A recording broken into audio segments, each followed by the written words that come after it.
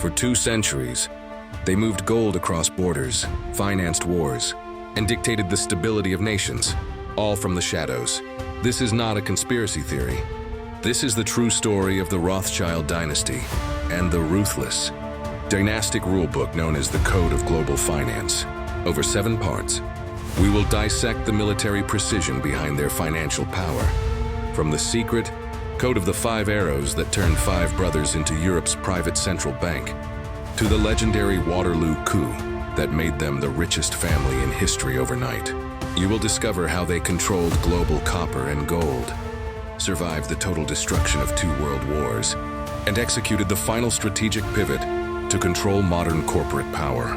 This is the ultimate masterclass in dynastic continuity and economic dominance. Welcome to the Code of Global Finance. The Code of the 5 Arrows and the founding of the dynasty, 1744-1800. The story of the Rothschild dynasty begins not in the gilded halls of high finance, but within the oppressive confines of the Jewish ghetto in Frankfurt, Germany. Born in 1744, Mayer Amschel Rothschild was acutely aware that social standing and political power were dictated by birthright, a privilege denied to him. His singular ambition was to rewrite the rules of power, realizing that in an era of shifting alliances and expensive wars, portable capital and discreet credit could exert more influence than any noble title. Mayer's apprenticeship began modestly, trading rare coins and antiquities with German royalty and nobility. This early profession was critical.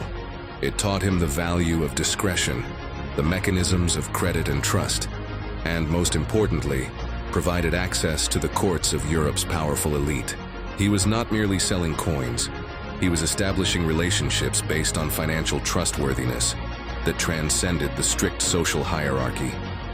The crucial pivot came when he leveraged these relationships to transition from trading artifacts to managing assets and brokering loans. His most significant early client was Landgrave William Beaufort of Hesse-Kassel, one of Europe's wealthiest men, who derived his immense fortune by renting out soldiers, mercenaries, to foreign powers like Great Britain. When the Napoleonic Wars threatened the region, Landgrave William entrusted Mayer Amschel with managing and moving his immense fortune, a risky, high-stakes task that provided the Rothschilds with their initial massive pool of capital. This capital required a strategic defense system. Mayer Amschel realized that conventional, centralized banking was inherently fragile, easily destroyed by war or political upheaval. His solution became the first and most enduring strategic pillar of the dynasty, the Code of the 5 Arrows, dynastic unity. The code mandated that the family would operate as a single, unified financial monolith, simultaneously deployed across the most crucial European capitals. This absolute non-negotiable unity was the engine of their success. In the late 1790s and early 1800s, Mayer Amschel dispatched his 5 sons. Amschel remained in Frankfurt, the administrative heart. Salomon was sent to Vienna, the center of the Austrian Empire. Nathan established the crucial financial center in London. Karl ventured to Naples, serving the Kingdom of the Two Sicilies.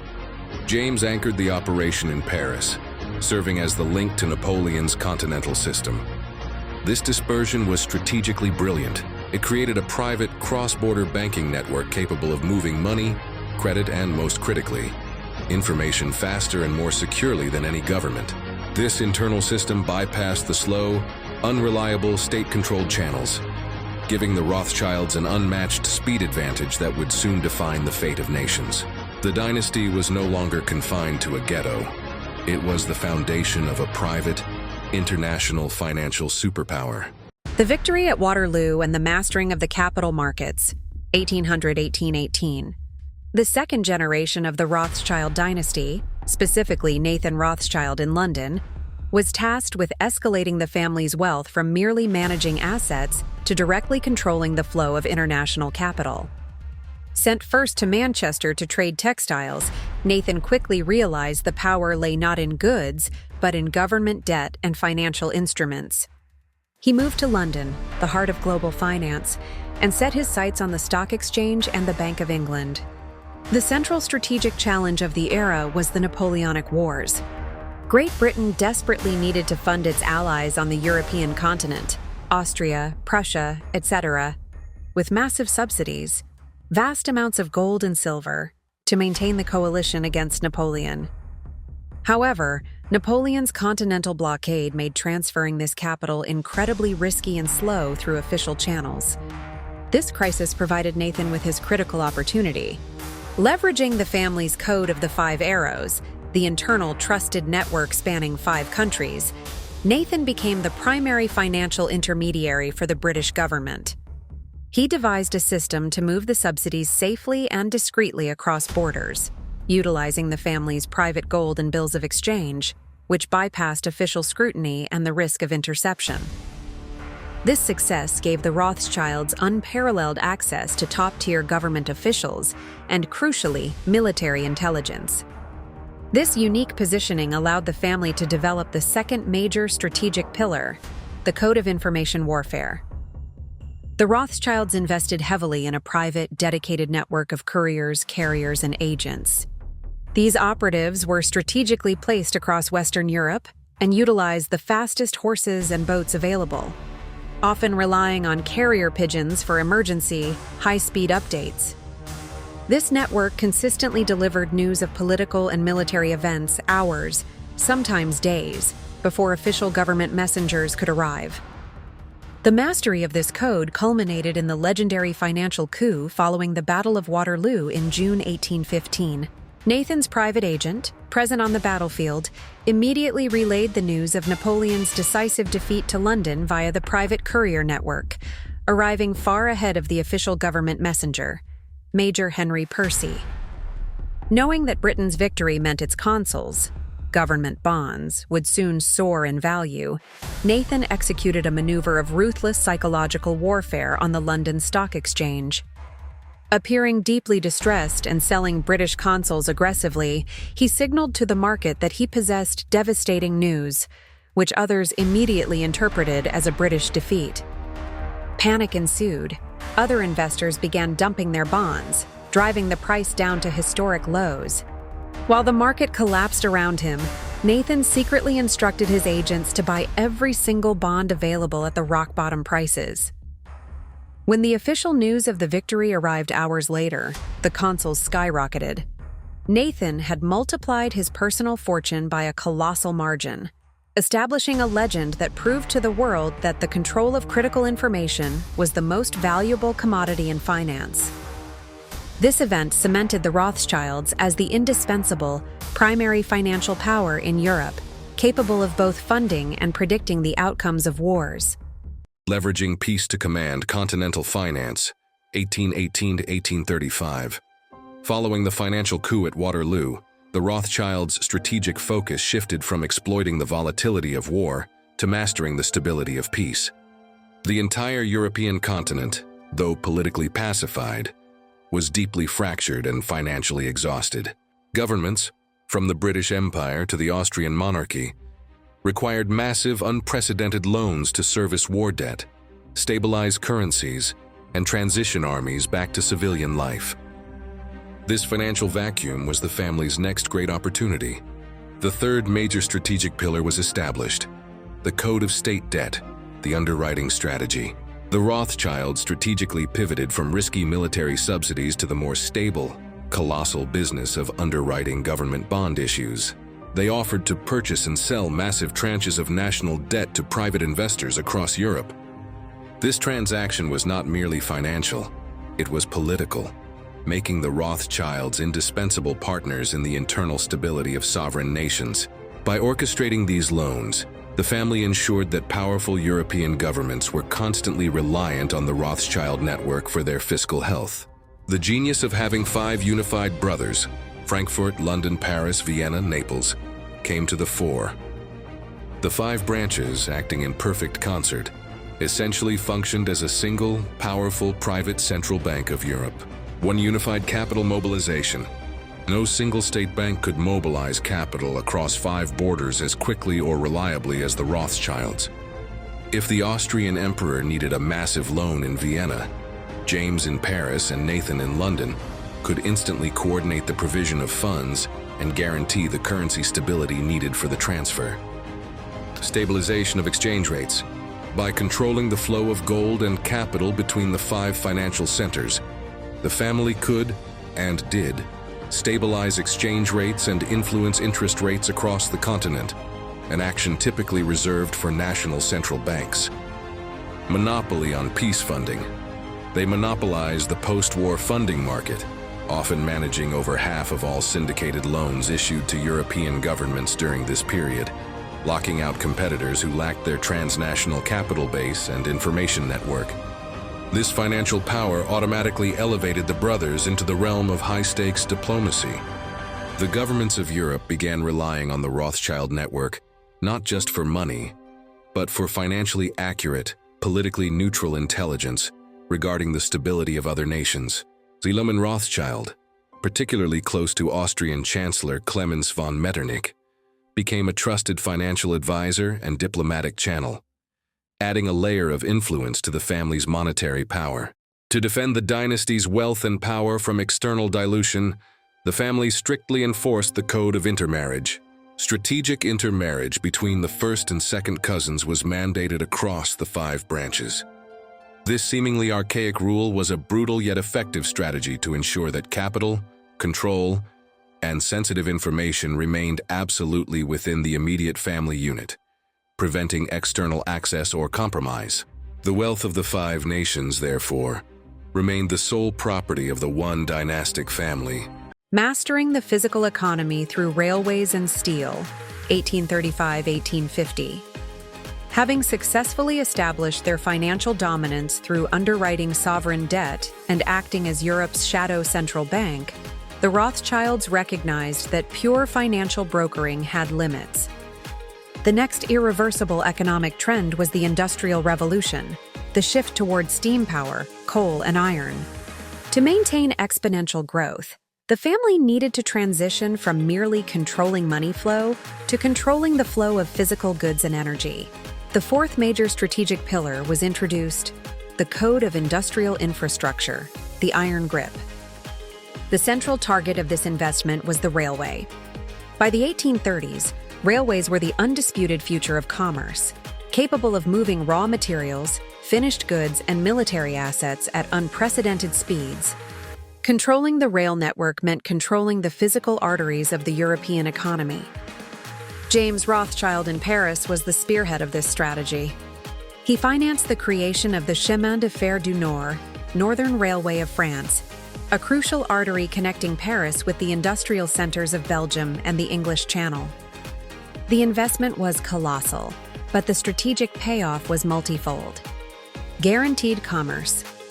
The railways instantly accelerated trade between the 5 Rothschild capitals, making their existing financial network more efficient and profitable. 2. Financial leverage. The family gained powerful leverage over governments, as they literally controlled the transportation infrastructure necessary for industrial expansion and mobilization. They became the gateway keepers to industrial prosperity. Vertical integration. The Rothschilds did not stop at financing the tracks. They strategically invested in the adjacent industries necessary to sustain the rail lines, including coal mines and ironworks across Germany, Austria, and France. This vertical integration ensured they minimized costs, eliminated external supplier dependency, and gained monopolistic control over vital industrial sectors. This strategy gave the Rothschilds an iron grip over the physical economy of the continent, moving them beyond mere banking and into the realm of integrated industrial power. Recognizing the need for global scale, the Rothschilds strategically expanded their financial reach into the New World. While Europe remained the primary focus, they became critical underwriters of early U.S. government bonds and financed pivotal American infrastructure and resource industries. This established the dynasty's initial strategic moat in the burgeoning American market, positioning them to capitalize on future transatlantic growth. Simultaneously, the family worked on building a cultural and social moat. The second generation, led by Nathan and his brothers, began acquiring vast, lavish noble estates and strategically accepting noble titles, such as Baron and Baroness in the Austrian Empire. This expensive endeavor was not for personal vanity. It was a deliberate strategic move to force acceptance and gain privileged access to the highest political and social circles of their capitals, ensuring their advice and financial services were sought by those who held formal political power. Through finance and aristocracy, the dynasty secured its position at the apex of the European cartel. Securing the global supply chain and meeting the industrial titans, 1850-1880. By the mid-19th century, the Rothschilds had secured command over Europe's financial arteries, government debt, and physical veins, railways. However, to guarantee long-term dominance, they needed to control the raw materials fueling the industrial age, resources that lay increasingly outside of Europe. This necessity introduced the fifth critical strategic pillar, the Code of Natural Resources. The strategic realization was that gold, copper, and later oil were the keys to the next century of global power. The family transitioned a portion of its massive capital reserves from underwriting government bonds to direct, massive investment in global mining and extraction operations, securing the supply chain at its very source. Copper dominance, Rio Tinto. A prime example was the acquisition and massive investment in the Rio Tinto copper mines in Spain. Copper was essential for the rapidly expanding electrical and telecommunications industries.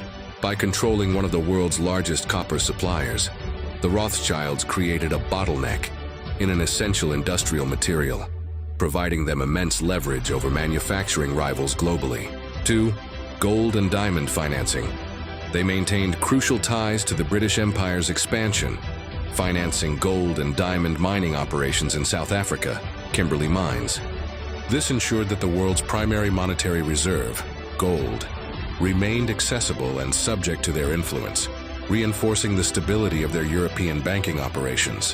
While the Rothschilds were focused on global resource control and European stability, a new, aggressive challenge was emerging from the booming United States. The American system, fueled by vast domestic resources and free from the constraints of European dynastic tradition and war debt, birthed a new breed of financial rivals, the American Titans, J.P. Morgan, John D. Rockefeller, Andrew Carnegie.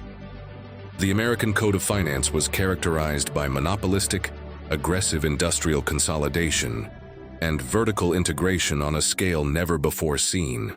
Unlike the Rothschilds, who prioritized cross-border government stability and discretion, the Americans prioritized ruthless, domestic industrial dominance, e.g., Rockefeller's Standard Oil monopoly.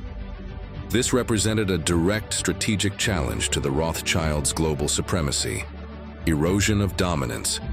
American domestic wealth was becoming so vast, it could increasingly fund its own industrial expansion without relying on European capital markets, London or Paris. The oil gap. While the Rothschilds had early interests in the emerging petroleum industry, they failed to secure the vertical dominance that Rockefeller achieved with Standard Oil, allowing a major future resource to fall under a rival's complete control.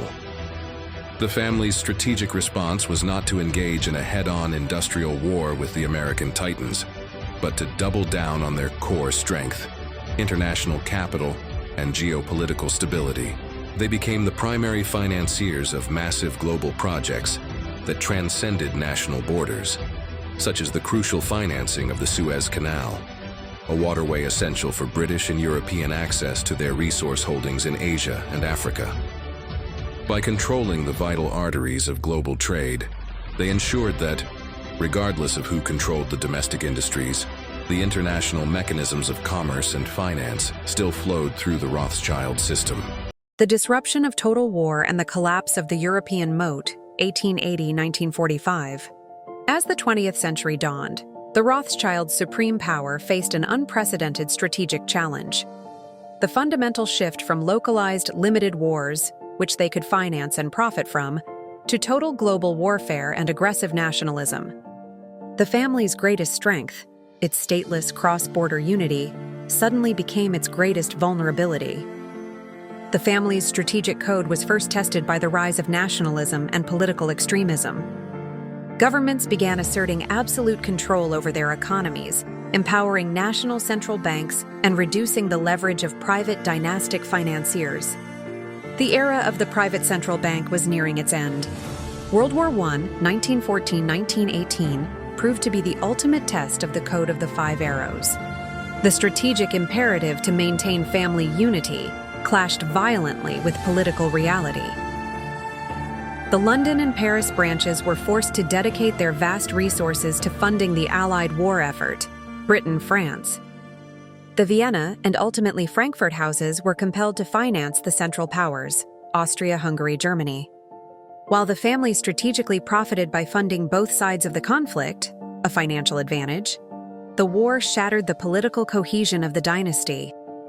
The necessity of choosing national loyalty over dynastic unity meant the network was compromised. Following the war, the original Frankfurt house was strategically closed by the family, recognizing that its role in the new financial landscape was obsolete. The decade that followed brought the Great Depression and the catastrophic rise of fascism and Nazism. This ideological tide, based on extreme anti-Semitism and hostility toward global private finance, posed an existential threat to the dynasty. The family became a direct political target. World War II, 1939-1945, delivered the fatal blow to the dynasty's European control, forcing a strategic, defensive dissolution. 1. The Vienna House, Anschluss, 1938. The most brutal blow came when the Nazis annexed Austria. The vast assets of the Viennese branch were immediately seized. The Baron Louis von Rothschild was imprisoned, and the house was physically liquidated and destroyed. This represented a catastrophic, irreparable loss of one of the five arrows. The Paris House, occupation 1940. Upon the Nazi invasion of France, the Paris branch was forced to execute a strategic defense. Its members fled, and control of its assets was temporarily relinquished or placed into protective, neutral trusts to prevent total confiscation. The Code of Survival became the family's singular strategic focus. The dynasty's ultimate salvation rested with the London branch, led by the descendants of Nathan, and the growing financial strength of its American and overseas holdings. These branches were outside the immediate reach of the Axis powers, and served as the financial anchors needed to preserve the family's capital and lineage until the end of the war. By 1945, the Rothschilds had survived the worst geopolitical storms in human history, but the era of private central banking was irrevocably over. The collapse of the Vienna and Paris houses, alongside the rise of powerful international institutions, like the IMF and World Bank, and stronger national central banks, ensured that the Rothschild network would never again hold its 19th century monopolistic control over global finance. The strategic focus shifted entirely from continental dominion to global asset management. The strategic pivot to advisory and the 21st century Moat, 1945 present. Following the devastation of World War II, the Rothschild dynasty faced a stark reality. The geopolitical landscape had fundamentally shifted. The era of the private central bank was over, replaced by powerful national central banks, like the U.S. Federal Reserve, and global institutions, like the IMF and World Bank. The old methods of funding state debt and controlling physical gold were obsolete. The final critical strategic pillar was the Code of Modern Advisory. The family executed a powerful defensive pivot, transitioning from being principals, lending their own capital for high risk, to becoming agents and advisors, lending their reputation and expertise for high fees. The new focus was high margin, low capital risk financial advisory services, specifically mergers and acquisitions, M&A, corporate restructuring, and sovereign debt advice, won the new business model. The core offering became their unparalleled network, discretion, and historical insight. When a major corporation or government needed to execute a complex, multi-billion-dollar merger or restructure national debt, they turned to the Rothschilds. The family was no longer the client's bank, but their indispensable financial doctor, using their centuries of privileged knowledge and diplomatic contacts as their primary product. To consolidation and focus. The surviving branches were strategically consolidated. The London and Paris houses, now unified under the Rothschild & Co. brand, became the global anchors. Simultaneously, the family aggressively re-entered the American market, no longer as minor financiers, but as elite M&A advisors, targeting the world's largest pool of corporate capital. This pivot allowed the dynasty to thrive even as institutional power grew. Their unique status as a private, politically neutral institution, able to advise two rival governments simultaneously without formal state ties, remained their ultimate competitive edge in the complex world of global corporate finance. The enduring legacy of the Rothschild Code. The Rothschild dynasty's survival through 2 centuries, multiple revolutions, and 2 world wars is not luck. It is proof of the effectiveness of a brutal, cohesive strategic code. Absolute unity, the 5 arrows. The core principle of mandatory family unity and intermarriage was the firewall that protected capital and information from external compromise and dilution. Information supremacy. The family never lost its focus on being the first to receive critical information, whether through carrier pigeons at Waterloo or through modern political and corporate intelligence networks. Information remains their highest value asset. Patience and long-term thinking. Unlike short-term financiers, the Rothschilds prioritized intergenerational wealth preservation and influence, willing to sacrifice immediate profit for strategic longevity, a concept known today as patient capital. Strategic opacity. The family learned the ultimate lesson from their confrontation with the Nazis. Extreme, visible wealth is a vulnerability. In the 21st century, the true extent of the Rothschild wealth is impossible to calculate, as it is dispersed across private trusts, foundations, exclusive private banking arms, and direct investments, e.g. art, real estate, energy assets. The ultimate moat is discrete, untraceable capital. The Rothschild Code did not die. It evolved from controlling the money governments needed to controlling the advice governments needed. The legacy is that financial power, when unified and patient, can withstand the rise and fall of empires, proving that dynastic strategy is the most powerful force in history.